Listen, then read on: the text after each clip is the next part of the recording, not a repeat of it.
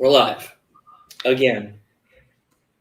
AAA Live. Oh my gosh, what we're doing. What are we doing back here? Welcome to AAA Live. You thought it was gone. You thought it was canceled. You said there's no way they would air this show. It was so unpopular. They said there's no way. After Action Report is just a better version of this show. Why would they sit there and bring this one back? Because we stole Megs and we brought her onto the show in person. She was always providing the stats. You all know that. Welcome to AAA Live. We're your hosts, Dylan, Nat, and Megs. AAA. I'm so bad at getting this too. There we go. Yeah. All right. This one's a little lazy. Listen, that's not the point. The point is, welcome for this special reading episode, guys. Firstly, special shout out to our boy Ferris. He came into Twitch Tuesdays, made it rain, and I told him, make it rain, and we'll do a AAA episode just for you, buddy. And here we are. So the reason we're doing this is because Ferris gifted a bunch of subs. So if you want a AAA Live episode dedicated to you, then just gift a bunch of subs and we will think about it. Oh yeah, not guaranteed, but we'll think about it. No guarantees. It's one thing. This is a lot of work. For Megs to sit there and pull all these stats, get it together, and then me and Nat look like we've been working the whole time with Megs. That's a lot of work for both me and Nat. So show some respect. The boys are back with special guest Megs. Special guest Megs is like. First of all, Megs is the secret host of this show from start to finish since she's been incorporated into it. But Megs does way more work for this show than we do. Way more work, an embarrassing amount of work, and we thought we were going to run away with the credit for it, but we have a funny way of presenting data. What can we say? But before we get started, Nat, it's been a while, but what does AAA Live stand for? So this might be the last time we're doing this. So.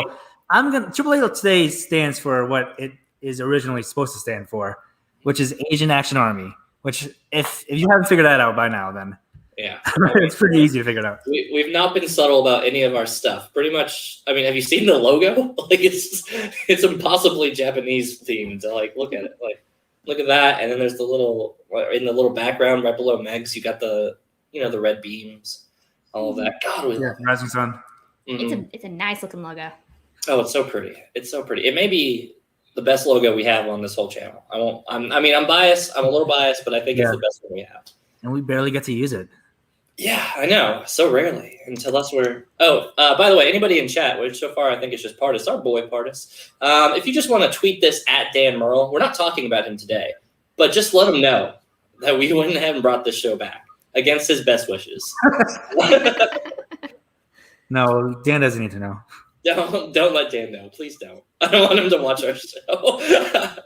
We're not even talking about Dan this episode. I know, we're not even talking about Dan. He's going to be like, why are you tweeting me? Why are you telling me about my two least favorite call to action hosts? And Megs. I was going to say, don't you dare pull me And Megs. But it's been so long since we've done this segment. Megs, you've been behind the scenes for so long on this, and now you're on the screen. What's the first segment that we do on this show? I don't even remember anymore. So what we do is we pick a competitor and we basically get into all the nitty gritties of what kind of statistics do they have? What are their strengths? What are their weaknesses? Talk about some of their preferences, things we've seen in gameplay, basically a textbook of how to beat this person. Right. Yeah. He knows. He loves it. We're back, baby. I was gonna say, if Ferris didn't show up to the chat for this episode, I know, right? I was about to be like, what are we even here for? The one time Ferris doesn't show up, this is his long game here. So yes, we have Competitors Corner, and who are we covering for that, by the way? Lon Harris. Yes, chosen delinquent, the professor, whatever moniker he's going by these days. The true flexible superstar of all of the kayfabe stuff, the criminally underrated kayfabe champion. Well, we give a lot of credit to Andrew Guy. We give a credit to Bateman sometimes. Some people give credit to Roca. I don't know. That's not this podcast. Not parts of this podcast. Yes. Yeah, we're big fans of Lon Harris. So let's go ahead and let's get into it. What do we know about Lon Harris, Megs? Start us off. So what we have got for him is looking at his singles record here. He started in 2017 actually was his debut against Mark Bernardin, and up to now he is at a 5-5 record. Average round 1 score is 7, having gotten 3 perfect rounds out of 10 matches, getting the bonus question one of those 3 times. Shifting over to his round 2, he has about a 4-point average in round 2, 58% accuracy respectively, 59% out of 29 questions in 2-point accuracy. Multiple choice, we get about 55% at 11 questions there. Steal accuracy, 40% for 2-point steals, 57% for multiple choice steals. And average score once you get through the first 2 rounds is about 12 points, giving and also having an average accuracy of 75% in round 3, getting 100% of his 2-pointers, 83% of his 3-pointers, and 33% of his 5-pointers. So a pretty gradual descent as we go through in round 3 for his singles. Now, when we shift over to teams, he's had kind of an interesting history in teams. Starting out in 2018, he was teamed up with JTE to become the Evil Geniuses during the Anarchy tournament. Too. I still hate that we never got that really fleshed out as much as we should have. No, there was one match that they did, and then JTE had the unfortunate accident with the scooter, and we then brought in Jonathan Harris to become the Harris brothers, where they actually went on a pretty good run in the 2018 tournament to become the runner-up in the tournament, losing to Who's the Boss there at the end. In 2019, Evil Geniuses are reunited. JTE comes back, has 1 match, and I will note that we've got this record here of 1 TKO and 1 KO. Both of those instances were when he was teamed up with JTE as the Evil Geniuses. So again, that was only 1 match. And then we had 1 match of Supreme Intellect, which was Lon Harris teaming up with Simon for 1 match there. But when we look at his accuracies in teams here, again, about an average of 7 points in round 1. Team average in round 2 was about 83%. And then he was hitting 75% of 3-pointers with the collection of these 3 teams. Now we shift up to his most recent team up. We've got Final Exam, who are now sitting at a 5-3 record with 3 TKOs. Again, about an average of 7 points. He did get 3 perfect rounds of those 8 games, getting his bonus all 3 times actually this round. Then we shift up to round 2, much better accuracy for the teams there, 94% on average. After 2 rounds, you got 26 points as opposed to 21 when he was with his other previous teams. And his round 3 accuracy with Final Exam is actually at 100%. He got all 3 of his 2-pointers and 2 of his 3-point attempts. So a gradual increase in accuracy once we get into his most recent iteration with Final Exam, which spanned 2020 to now. That's pretty crazy. That if we're looking at his round 1 the fact that his knockouts are both with JTE in that, I think says so much about maybe, I guess, just the overall knowledge, perception with both of them. And it makes me wonder what the potential would have been like comparatively against, Final Exam with Oyama as a partner, because Oyama definitely inspires a lot of confidence. And if we're looking both at his individual percentages in round 2 versus his team percentages in round 2, I think it definitely says a lot to how much he benefits with having a more well-rounded partner. His average in round 1 stays about the same when you're looking at singles versus teams. It's all across the board about 7. But definitely his accuracy in round 2 improves dramatically once you get him in the teams. Right. Division. And of course, there's so much to account for with, having a partner who, knows their stuff to be able to bounce and riff with. So, Absolutely. Another note I want to have for this is I remember looking at these stats just because it's memory lane going down the Harris brothers as a tag team. That was the team that beat the Odd Couple in the tournament. They did. Yes. Oh, yeah, they did. Yeah, and this is the Odd Couple current champions. These are Odd Couple who is listen, even in the tournament, Mark and Draco and Jeff Steiner as a team was a monster team, and it still is, obviously. Also, that would have been their first year together in 2018. So, and they've only gotten better as the years have gone on. Right. But still, the fact that they were going on the run that they were, and these guys were able, they got to the finals. and unfortunately did get steamrolled by Who's the Boss. Who's the boss at its hottest, though? I mean, we can't blame They them. were. Yes, absolutely. Nat, when you're looking at, like, especially Lon's team side, and we'll definitely break down, pros and cons on his individual side again here shortly, but I'm absorbed in his teams because I feel like that's where he's shining the most right now. When you're looking at some of this team stuff for him, like, do you have a favorite pairing? Do you have, like, a pairing that you're like, oh, man, I'm totally absorbed with this, and why you feel like it's the best fit for him? Oh, that's a really good point. I think coming into tonight, I didn't look at the stats at all because, but Why would you? I did all the work. exactly. But my perception versus reality, Yes. Perception, we're not doing that today.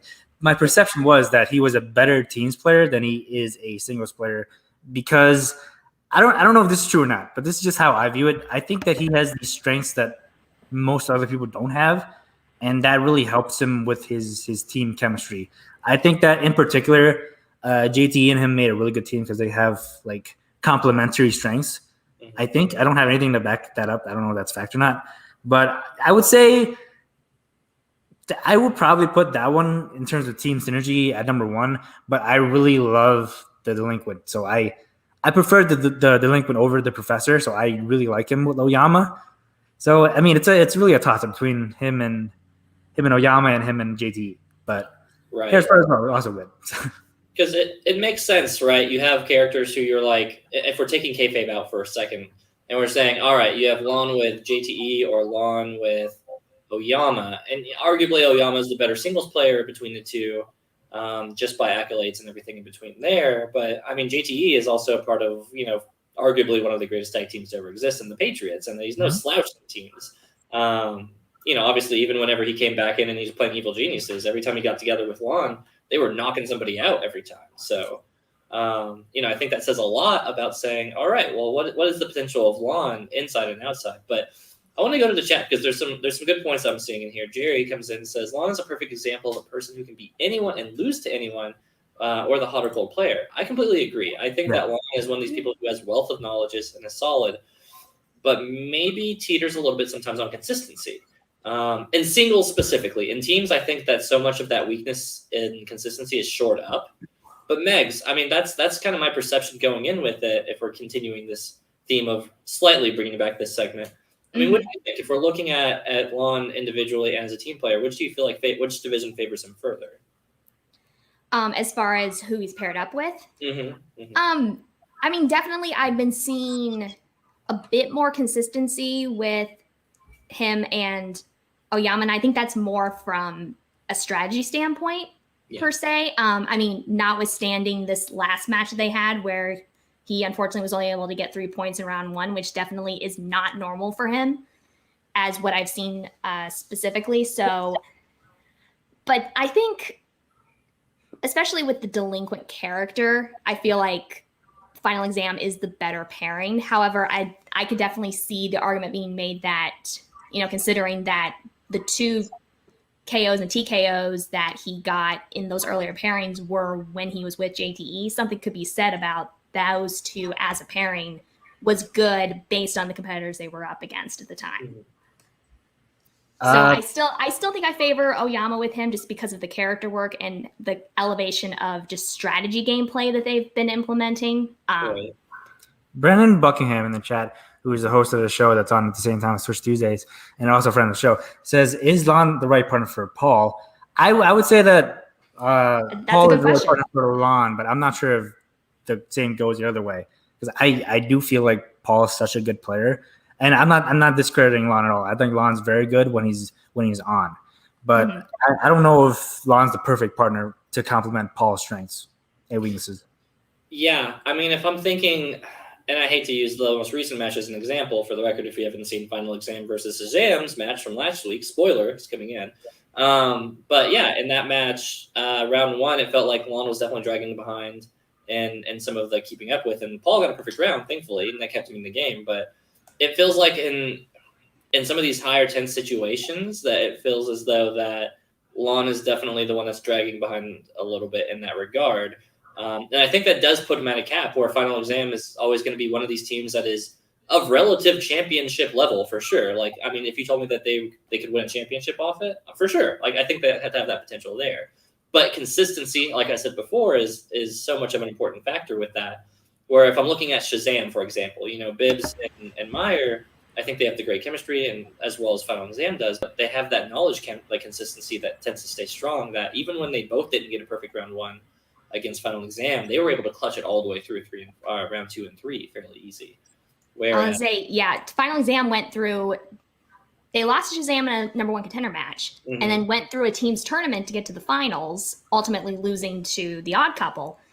But then just the idea, the tenacity of them to just keep up the intensity and being at high levels to be beating top level teams. Yeah, it does feel like that. Lon overall, and it's just comparatively, this isn't to say that, again, like, I think, Jerry makes the valid point that Lon really could beat pretty much anybody on any given day. Yeah. Like, he's definitely that kind of player. But at the same time, the problem is that he's not that sharp 100% of the time. He's not at some of that intensity like, I don't know, like a Dan Murrell, a Bibbs, an Oyama, somebody who we would feel very safely saying is unequivocally in this like singles championship territory that could always just pick up the title, and I wouldn't be surprised by it. Lon picking up the title, I think he has knowledge base for it, but I don't think he has the consistency for me to sit there and say, I would be surprised if like Lon took it. And that's by no means saying that he's a bad player. It's just that when we're looking at some of these other ones, it's just the consistency from which we're seeing it from them. Lon is definitely more prone to bad days with that. But let's say that we're playing against them. Right? I'm playing Lon down a little bit, but he is an incredibly good and knowledgeable player. Let's say we're trying to figure out how to beat him.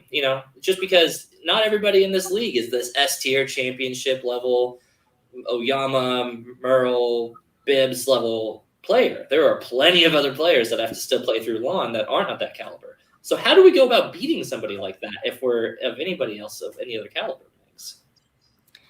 Well, we could look at some of the things that we have seen from him from a consistency standpoint in categories. So what I did is I took the last 12 months or so of matches that Lon has played in, both teams and singles, and categorize them based on strength and weaknesses of percentage accuracy. Now, when I look at teams, I do exclude the round 2 and the 5-pointer in round 3, just because that is a team effort and it's sometimes hard to tell who's driving the ship on some of those. So I just exclude and strike those from the record. You do have to have at least 4 questions in a category, except for a couple exceptions in here in order to qualify for this list.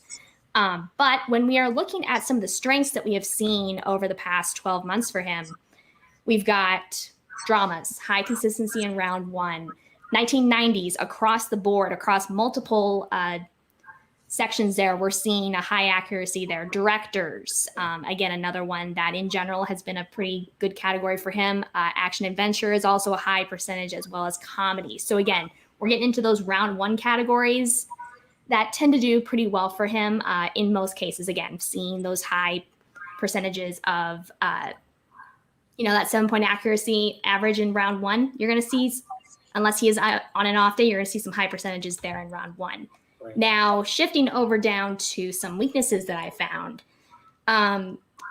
Sadly, we had a pretty poor showing in horror during the tournament last season, where he only answered 40% on that. He did hit a 2-pointer in horror in the past, but again, horror thriller, a little bit of a lower accuracy as you would like to see, 67% there in round 1. Romantic comedies was one that was a little bit lower, as well as famous actors and actresses, some of those like kind of broader categories there.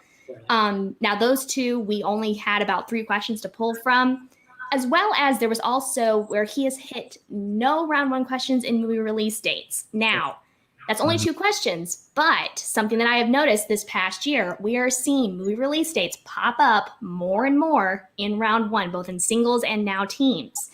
So something to make note of if you are a competitor that thrives on movie release dates, i.e. someone like a Ben Bateman or other competitors that are high caliber like that, you're going to be able to get a little bit of an edge on Lon in that, because that is not something that maybe he's focusing in on. And it's a newer category in being introduced into round 1 that is going to be a little bit of a spoiler for perfect rounds for a lot of competitors this year. So, going back into looking at the weakness side of things, Matt, what sticks out to you for you on Lon's weaknesses? I think Megs makes an incredibly valid point with movie release dates. It being only 2 questions is not what I would say is the most valid reasoning on saying that it's an incredible weakness. But I mean the percent shows what it shows still. I mean, what sticks out to you? Yeah, I mean, these aren't like glaring weaknesses. I think that we've covered competitors in the past who have had a much lower percentage of questions they got wrong. Oh, yeah. I mean, 67% is not terrible, but it does surprise me that he has not gotten any movie release date questions right, because I feel like I'm not a competitor, but I feel like that's something that I wouldn't know how to study for. Like you see people who are really locked in the game, like Ben Damon, they have studied movie release dates extensively. So it is surprising that he hasn't gotten, he's over 2 for movie release dates. That's what sticks out for me the most. Yeah, and I definitely think with a category like movie release dates, it's so black and white that it is a category that I feel like you study and you just get down. And I feel like that because we're seeing a 0 and 2-1, this is my assumption, is that I don't think that Lon is going to be one of these heavy studier types who's sitting here and digging into some of these, I mean, I'm not going to say easier categories, but again, more simpler categories, right? Horror, thriller, and the genre comedies, you're getting a lot of details to have to incorporate here. You have to think about directors, actors, actresses, all of that. But with movie release dates, it's the year. This is A and it is B. And I'm not saying it's an easy category to study for. No, definitely not. That encompasses every single movie ever made. So that is. And the fact it could have been just 2 movies he did not know. That's the thing, and you have to be 100% on. You can't fudge your way into an answer in movie release dates, whether you're correct or you're not. Mm-hmm. There's no kind of fudging, challenging your way into a correct answer with that, unless you know for certain that there was something finicky about the release of that movie. But again, and something also that I noted in his strengths that was kind of an honorable mention in teams with Final Exam, he has gotten Festival Darlings twice, and they have gotten 100% accuracy on Festival Darlings between him and Paul Oyama. So I know Oyama's kind of big into that, but Lon's also a critic. So he's probably very well aware of those big festival movies as well. So something else to note. See, and here's a perception I have. I think there's more to draw from on creating strategy against Lon. Let's say round 2 or putting slices on the wheel. I think there's more to sit there and gain from his strengths in regards to pulling info reliably over his weaknesses.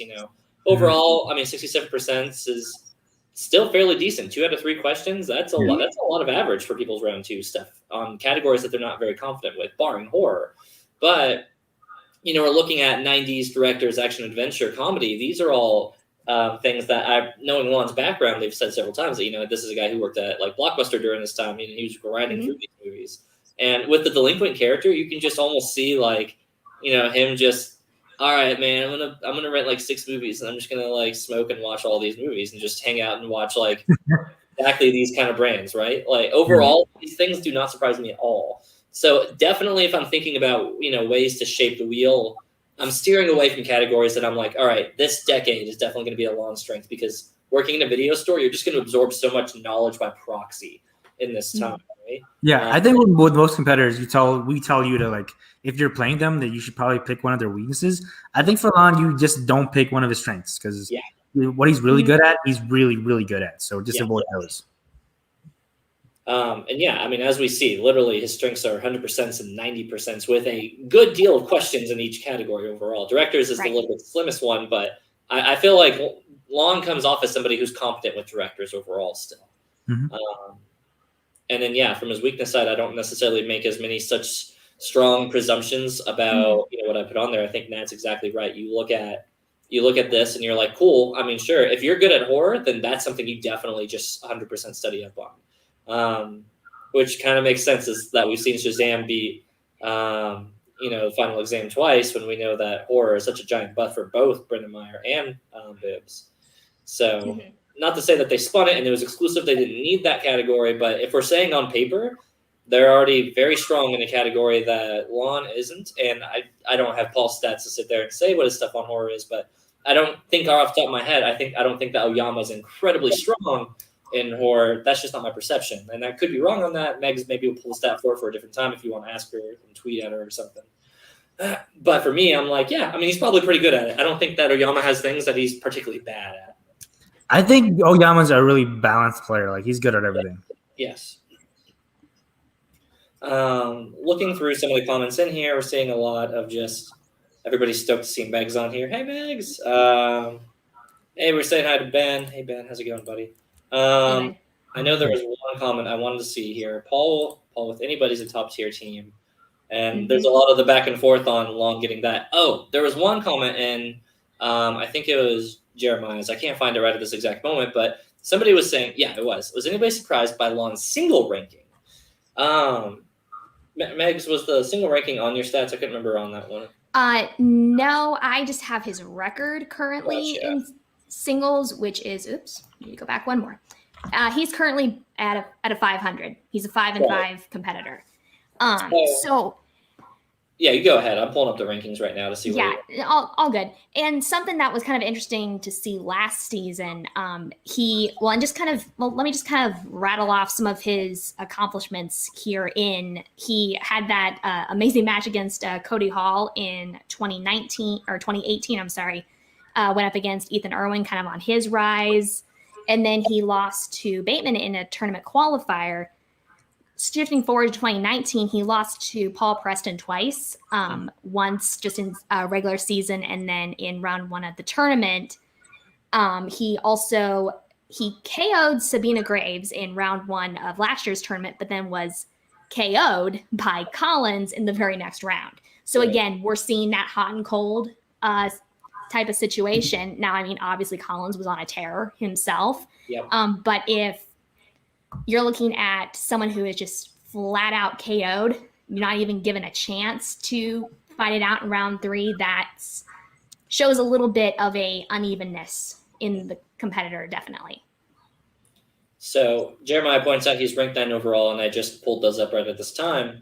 And ranked 9th overall, I'm not particularly surprised by that, because if you told me, like, again, for me, he falls right into that, lines up with what I was saying earlier. If we're tiering all of the players, which we just may if somebody drops enough money, because that will just roast and get everybody bothered on that. Literally. Leave me out. Yeah, it makes us like, I want no part of that. But if we're tiering it, it's pretty similar to what I would see in the rankings. We have, and I can go ahead and share it with everybody really quickly. Pull it up. Actually, no, I don't care. I want to keep the stats up here. They're more important. They're neater. But overall, we see, Merle, Bateman, Primetime, Ethan Irwin, Oyama. These are all people in the top 4, 5, 6 slots. Snyder, and then right at number 9 is Lon Harris at a 5-5 record. Now, here's the thing for me that actually kind of puts it. I think that's a fitting ranking for him overall. Where's Riley at? Riley is actually at rank 7. Okay, got it. Okay. Of him. Right between him is Liz Shannon Mellor at rank 8, and then rank 9 is Lon. Okay, now, so given that perspective, yeah, that makes more sense, because I definitely would, considering the run that Riley went on last year. Right. I would definitely expect to see him higher. So that makes me feel a little bit better about that. Mm-hmm. Plus, Riley also has the legacy stats to pad in some of his percentage of the win-loss ratio, and that's always going to play a part in it as well. Right, for sure. Now, what's interesting is if you look below Lon on here, you'll see rank 11 is Bibbs, rank 12, Chance Ellison, rank 13, Brendan Meyer, rank 14 is Andreyko, and the list goes on and on and on. And if you ask me, these 4 or 5 players are probably more consistent in singles, in my opinion. Bibbs especially should get probably the higher rankings but that's how the rankings pan out, guys. It's just the thing. That is interesting. Yeah. Well, yeah, and considering how, even if you're considering last season's singles tournament, I would expect most of those guys, they were able to get further on in the tournament than Lon was. So yeah, that is interesting. You know what? I thought it was. I thought it sounded right, but looking at the list, you're hearing farther down. You're like, no, wait a minute. Yeah. What are those guys doing? Actually, Brendan Meyer, 5-5 as well with 3 KOs. 3 KOs. Yep. Yeah, is ranked 4 spots lower. Now that probably has a part in play, and the match is weighted against him. He maybe have had smaller wins versus Lon, who may have had bigger wins. I can't recall the whole category of like every one of theirs off the top of my head. I think Brendan Meyer's been playing some really good players throughout his I want entire to say career. he was definitely he was right. one of some heavy hitters in the tournament too, and recently. In these more later runs, he definitely has. And with the tournament one, I'm more surprised by Brendan Meyer's rank more than I am from Lon's ranking. I think Lon definitely feels like a top 10 competitor to me. But I would have put Chance and Bibbs both above him. Yeah. I mean, I'm okay with Meyer being below him, but I'm not really sure I'm okay with Bibbs or. So Bibbs is 12-10 with 4 KOs, and he was a former singles champion. Right. So it is baffling that he's number 11. He's not even in the top 10. Yeah, I think I have nothing to do with these rankings. I can tell you that much. That's true. And again, I don't know what all the contributing factors into what determines the rankings of all that is. It could be a thing if we reach out to Frank, which we won't because we just like hosting stat shows and never telling him about it, is that there is factors that contribute to these things that we aren't aware of. So, call for what it is. But I think if we're taking out the context, if you said, is he a better player than Bibbs, Chance, Meyer, I mean, even in Draco to a certain point, I'd probably say, no, I think those four tend to be more consistent knowledge-based overall. But if you told me that, do you think Lon is a top-tier competitor? I definitely think that he has a top-tier competitor streak to him. I definitely think he has knowledge-based. The consistency is the only thing that I would say puts him below a couple of these other people who I would probably put up on the tier ranking and stuff. But so, yeah, to your point, Jerry, I think that it's more interesting. I think his ranking is fair. But I do think it's interesting that he outranks these handful of players, and that Stacey Howard, speaking of great minds that are not always consistent, outranks Bibbs, Chance, Meyer, and Draco, and Kalinowski. So anyway, I knew I was going to make the comparison at some point to the Godfather Drew McWeeny against Lon Harris. They both have that caliber of it. Honestly, I would say that if in perception, McWeeny feels like the much more knowledgeable competitor versus Lon. Not like incredibly more, but I mean, he definitely feels like a base. But his singles McWeeny is a former champion. You have to take that into exactly right. A former teams champion. Champion. Yes, his singles that run. Is the note. Yeah, that he has not seen the success in singles that his team's record shows. Because he is definitely one of those that I put in I prefer to see him in teams versus singles. Yeah. There's so much interesting fact on Drew McWeeny that that's a whole another singles breakdown in itself. The performance difference between those two is, I mean, again, comparable to Lon. I think Lon is one of these good competitors, but he shines in teams because he has somebody to shore up those weaknesses. Dragon 17 says yes, do tiers. I don't want to piss off anybody that quickly. No, listen, we only do tiers on Twitch Tuesdays, and it's cheese and breakfast foods. We don't rank people. We don't rank people because when you rank people, they get upset. Even though there are official rankings, and honestly, it wouldn't be terribly different than what the rankings is on Schmodown. Like, there's a handful of things moving around a couple people, but overall, listen, we'll talk about it later. You keep tuning in to Twitch Tuesday, you keep dropping some money, we'll talk about it then. But I'm not making any promises on the tier list with that. Indeed. Something that I can't find it to highlight it, but Jerry was asking who it was that Evil Geniuses were up against to get those KOs and TKOs. I looked that up while we were all bantering, and it was Wildberries and Superhero News 2.0. So that would have been Superhero News 2 would have been the Sabina and what was his name? It was Sabina and Sean Gerber. Yep, and then Wildberries obviously as well. So kind of makes a little bit more sense that those guys would be able to get a high caliber win in that situation. But again, JTE was a former singles or former teams champion for a reason. And so I think that would have, if we had allowed that one to mature a little bit more, we could have seen some very interesting matches out of them. Yeah, I completely agree. Going up against those opponents, they're just different. I mean, they're just in different, they're different pound for pound players on that one. So yeah, I mean, not to say that those TKOs aren't earned by like Lon and them, but I mean, that's an expected result for me. if I'm being honest. I think the caliber of player Lon is in capacity compared to those teams. It's going to feel a little off on that one. Star Drew with the question, is Megs a regular on the show this year? Hello, Megs, Nat, and Dylan. Hello, Drew. Yes. Well, yes and no. So this is a reunion episode. That's kind of a special event. We're not going to go full on and bring this back, much to Ferris's dismay. I mean, we could be convinced that you drop us some money, but yeah. I mean, listen, we can always be a regular thing. Make no mistake. Me and Nat will sell out at any given notice, but Megs' schedule is a little bit trickier with that. But yeah, Megs has always been roughly behind the scenes, regardless of the show. But we have the lovely opportunity now that we have her actually on the show, and it's just a delight. Everything feels way better with it. Also, if you want more Megs, check out After Action Report. Really good show. Better than this show. Yeah. And I've got a pretty good co-host too. I might say. Yeah, that's pretty good. But anyway, any other thoughts, closing things, other strategies we want to bring up against Lon? I feel like round 2 is kind of the meat and potato stuff with it. Round 3, he has some pretty good performances overall. 5 points. I mean, to say that 5 points is anybody's weakness is just like, that's the hardest questions you're supposed to be able to get in the thing. You should see a decrease in percent there. But any closing thoughts, Nat, Megs? Yeah.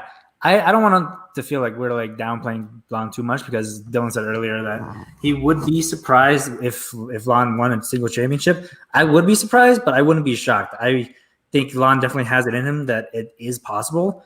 He would just need to be more consistent. I think right now, at where he is right now, he's not a championship level player, like a single championship level player. But in wrestling terms, I think he's an upper mid carder. So he's just on the cusp. He just needs to like put in more work and be more consistent. I think he's going to reach that level. Megs? Yeah, the only other thing that I noticed, we've in episodes past, when we did this more consistently, we talked about the idea of strategy versus momentum players. And initially, when I looked at singles, Lon Harris was somebody who would, if he got the opportunity, he would spin first. Just always take a first crack at that wheel. Now we're seeing him more shift towards where he's going to defer to a spin if he has that opportunity. So a shift in mindset, which may or may not be attributed to his current partner, Paul Oyama, and actually being involved in factions and getting more of an ear and an eye for those strategies that can help give you a lot more insight going into those second round spins. No, I think that's a great point. I forgot about that lovely segment that we always threw in there with that one. Guys, it's been a while. We're rusty on it. Has been. But yes, I think you're exactly right. Being able to know to put them on first and put the pressure on them, or going second. Oyama's not shy about being open about being, like an action dude from day one. And if you're an action follower and subscribe to the philosophy that second is more strategic overall, because we know how much points we can chip away into multiple choice. I mean, that's the way I would go about it. I subscribe to that same philosophy. But, it's notoriously, we said people like Mike Kalinowski and a couple other players like to just get them out of the way so they can chill and then try to feel mentally more aware. So I think it's interesting to see that now that Lon has a very, strategic player in Oyama, seeing how he takes the lead with him and feeling how it is to kind of play it on back seat, to go in second and kind of play it out. So maybe it would play to your advantage to sit there and put him first. If you're in singles and you beat him out on round 1, all right, make him go first, make him burn it with it, because he can play it, but it probably isn't as favorable as he thinks it is. Lon is a good player. He just needs more matches. And yes, Lon is a midterm player. Nat. He's a final exam player. Yeah. I would give him a little bit, I would say he's pretty high mid-tier, though. I mean, if we're looking at mid-tier and bottom tier. Mid-tier. Yeah, he's definitely very high up on mid-tier. I mean, I think that he's one of these people who he tiptoes over the boundaries depending on performances. But Kelly W in chat says, are we getting an fantasy update today? We are not, but check out Call Live at the very end of the 4 hours that they're on. I will be having a fantasy segment. So yeah. And the rare appearance, if Call Live does not happen, we get to debut it on After Action Report. Yeah, don't worry. You will always get. It always happens at some point. You will always get that update. Make no mistake. But now that we're kind of steering away from Lon, we usually banter a little bit more about other players, but we're taking out some of the strategy aspects, the stats and all that stuff. Now, what's our next segment for the show? And the last segment, really. So our last segment, maybe ever, if no one gives us any more money, is called How is My Kayfabe? where we break down the character work of a Schmoedown competitor, and we talk about how their character is, and not so much how they are as a player, but all that stuff. So this week we are covering Alex Damon, the demon. Ooh. So intriguing. Okay. I don't want to leap in just yet. What thoughts? Megs, we'll pass it to you. Ladies first. Okay. So prior to the most recent IG match that happened last week, I would categorize Damon in the even keel, not seeing much emotion, unflappable, just pretty consistent across the board. Mm-hmm. We have now seen a new side of Alex Damon, and I like it. Yes. I'm so about it. I'm 100% with you. He feels very much like a Irwin or a McWeenie, very stoic in nature, but he just has the answers, and especially so in the Star Wars division. IG division is he's had some great solid performances, and what a crazy match he just had. For sure. But, it's another thing for him in Star Wars where he's just going to know about 99% of these questions. In IG, it's such a different thing. But, if we've learned anything after seeing his match with Demolanta, the title match where Demolanta took it from him, having that even one moment of genuine, he didn't know it and he got frustrated. You saw Alex break in that match, right? And it's the break heard around the world with Alex Damon. We've seen the unflappable be flapped. Seeing that moment, and you knew Christian, as soon as he saw that, he's like, oh, I'm going to water that seed. He's going to be a monster now. We have to flesh that out. What do you think is the trajectory for Alex with this now? For the longest time, Alex Damon his old gimmick was the dominant champion. The most dominant champion in the league's history, arguably. Yeah. And I've always wondered who he would be without the championship. And we have gotten our answer. I think that before last week, Alex Damon didn't really have a character. I'm just going to say it. His whole thing was being champion. His whole thing was being dominant. Even before he won the championship, he was like this underdog who you knew was destined to be champion one day. Yeah. Now I think it's a lot more interesting because we're seeing another side of him. Like he has really grown as, I wouldn't say a competitor because he's always been a great competitor, but as a character in the league. He's finally he's finally found his mold in the league. And I'm very, very interested to see where that goes. I think a lot of it is dependent on whether or not he wins the championship back from Demolanta. So I'm hoping that he doesn't, so we can see more of that character. But I mean, it's Alex Damon. You never know. Right. And especially so, I'm kind of with you though. I think that he has more potential to be fleshed out as a kayfabe character outside of the belt, and that's the balance you get. But of course, Damon, he's going to be like, I don't care if I have a character, I want my belt back. That's very clear. Kelly W makes the perfect example of saying, sounds like Dan Murrell from the early days. I completely agree. Fair. Him and Dan both have exactly that larger than life presence. Like you were going in and you could feel their aura coming into the match, and it wasn't necessarily personality oozing. It wasn't anything like that. Not to say that I find Alex Damon boring. I think that he's incredibly kind. Not at all.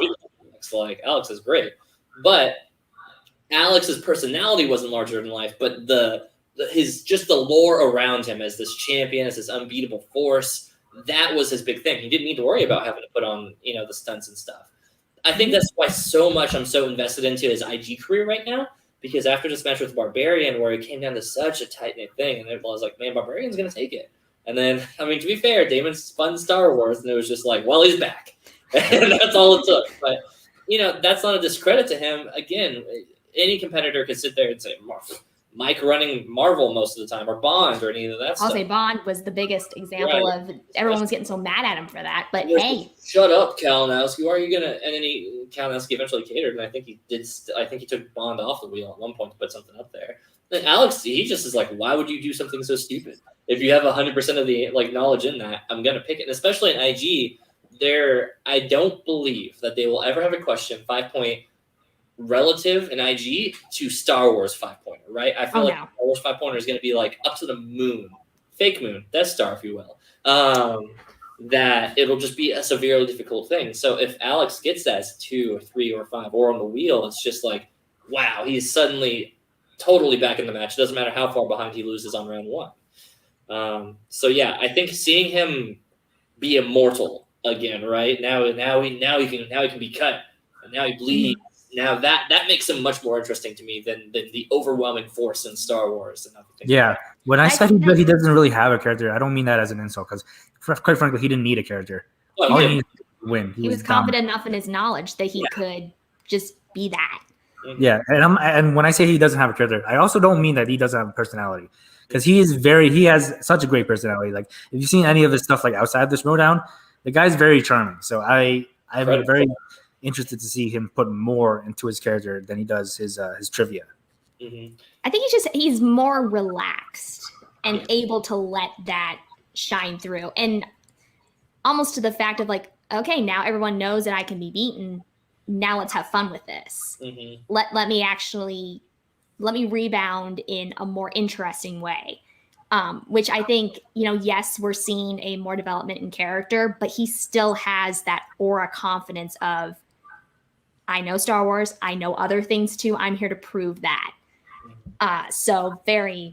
This is a good time for him to start introducing in his character, because he now is developing more of the knowledge to back it up as well. Yeah, and even I'm thinking about it logistics wise, it just doesn't make sense to give him a crazy storyline or character, because that would have to build against another player, right? And you never know who's going to be playing against Alex. I mean, Alex in Star Wars, if we're looking at just strictly for that, he's only been in IG for since the previous year. Mm-hmm. Otherwise, he has maybe 3 matches a year, goes in, does his work, goes home. I mean, there's not really a whole bunch of point to build a kayfabe and a storyline to it, because it's like the storyline is going to depend on who you're playing against, which changes every match for him. And then when he comes in, that's his force. He didn't need to be anything else. Mm-hmm. Mm-hmm. Now he's back on the ropes a little bit, and sure, he can always pick up the championship and return back to that. But I think now with IG, they get to play around with that concept a little more. So I know, we all know Harloff. Like, listen, between Barbarian and Alex Damon, he was like the only person who didn't lose in that match was Christian Harloff, unequivocally, because he's like, Barbarian. Well, trust me, Barbarian's gonna have no problem sweeping through stuff as time goes on in the league. It's only in his favor. But Damon coming through right now off the heels of a loss on the Star Wars title, and now they're trying to fuel or fan the flame that is that like new Alex breaking a little bit. Now that's getting a chance to shine, and he's getting more matches to play that out. If you're a Christian, you're loving this. You're like, yes. Oh, yeah. And the fact that his next match is going to be against Kalinowski, who beat him in last year's tournament, that is going to be beautiful to see. Oh, yeah. Because I don't see Damon getting necessarily rattled by Kalinowski. He's been there, done that with that character before. Yeah. So now it's going to be true. They're going to both have a bit of fire behind them, and it's going to be pound for pound knowledge again. Mm-hmm. Mm-hmm. I'm just really looking forward to see Shannon versus Roxy again. That's my favorite. That is beautiful. Oh, yeah. Just watching those forces collide together on that. I'm gonna love it. Do you think the IG match was taped before the Star Wars match? I'm not sure. Possibly. It would make sense, because they did edit and play up the kayfabe aspect a little bit more. I mean, it's also possible they could have just done that in the post edits too. That the match. They could have. Yeah, I don't know enough about the schedule to confirm or deny anything about that.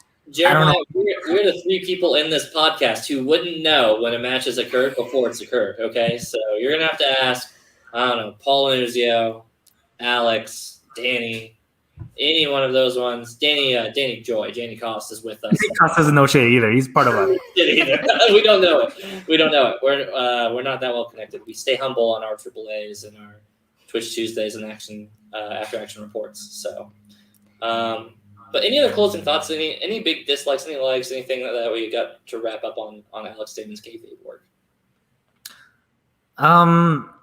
Yeah, I feel like I don't think we would have gotten this much personality out of Alex Damon if he didn't have a manager. So I really like this new format of him being paired with Roxy, because Roxy's she has one of the biggest personalities in the league out of all the managers. So I think that's a really good pairing. I think that's exactly what Alex Damon needs. I'm excited to see what the future brings for the Demon.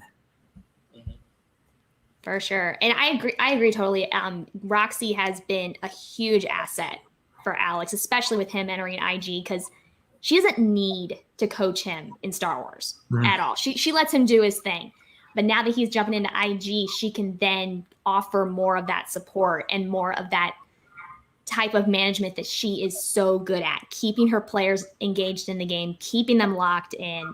And that has been a big credit to how he has done, I think, in IG. And the fact that Roxy keeps getting overstepped for Manager of the Year, I think we should start seeing the shift to that if her players start going on some runs this year.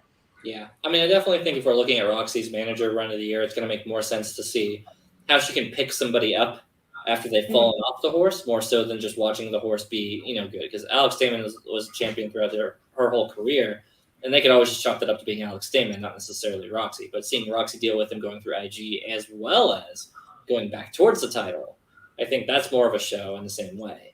Although I think that so much of her work with Snyder says all that, but we're not here to talk about Roxy's run on Manager of the Year. All that speaks for itself. Anyways, guys, am I forgetting any segments? That's it, right? That's all of it? That's all we have. Okay, that's it. What if we were just like, and that's it, bye, guys, and then we'll just leave? That'd be amazing. No. All right, but as we're starting to wrap up the show a little bit, first of all, before we do all of our plugs and jazz like that, again, another special shout-out to our boy, Ferris, who brought us all together back through the greed of money with me and Nat, and we forced Megs out of AAA retirement to get on screen. Yeah, our girl Danny knows what's up. Look at this crew. I know it. Look at us all together doing stats again. We love it. That's what I can't wait for the next live, like whenever it's hopefully spectacular. And I'm hoping that we're all able to make that one together here. It's going to be like me, Nat, and Megs talking stats in person. And you're going to think that's a weird thing to talk in person. And I'm like, no, we love it. We love it. It's why we love this show, which is why you should go tune into After Action Report every Monday on the Call to Action Podcast YouTube channel. Not the Twitch. Twitch is Tuesdays.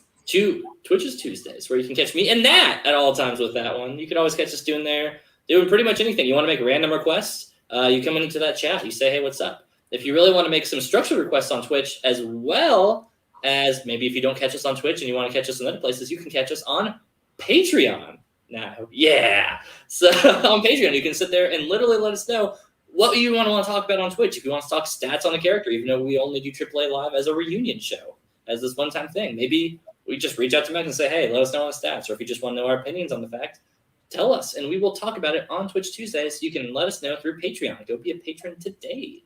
Otherwise, Ferris, salute to you, brother. Thank you for bringing us together and having an excuse to come on back for the show. We love it. Yes, and I will talk to you about stats in person anytime, as soon as we can. Yeah, brother. Any other plugs, guys, that I'm forgetting or missing, anything like that? Megs? Let's see. There is Call Live on Saturday. I believe Chill is up next week, and then Turn Up to 11 will be the week after that. That's on Mondays. Mm-hmm. Other than that, I think those are the big things happening for us over the next couple weeks. Looking forward to the rest of the matches this week. And of course, I'll be breaking all that down on After Action Report on Monday, which we already talked about. But that is all I've got. Yeah.